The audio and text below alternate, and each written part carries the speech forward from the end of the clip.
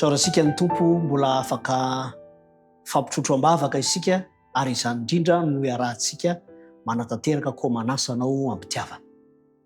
Raha ny tsara indrindra izay ny an-danitro misaotra anao zahay. Satria manana izao tombontsoa izao zay ahafahanay matsiaro ireo antom-bavaka izay tianay hoentina eo anatrehanao. Mangataka famelan-keloka izay fa zaho nantoka fiainana voavela heloka anananay fiadanam-po.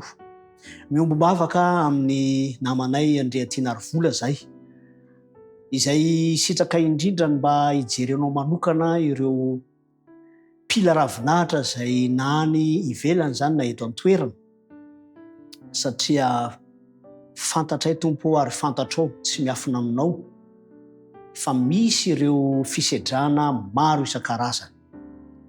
Koa amin'ny lafiny rehetra dia aoka ho tsapany ny tsirairay avy fa eo ianao mikarakara. Misy ny olana dia mamaha olana miaraka amin'izy ireo, manome tolotsaina ihany koa ahafahana mahita vahaolana ara-potoana. Koa hitombo fatokinanao anie ireo rehetra izay mpila ravinahitra mety miseho amin'ny alalan'ny fifindram-monina mihitsy izany. Ary hitombo fatokinanao ny tsirairay avy ho vavolombelona ny fahatsaranao ihany koa. Fatinoana ny vavaka ho amin'ny anaran'i Kristy. Amen.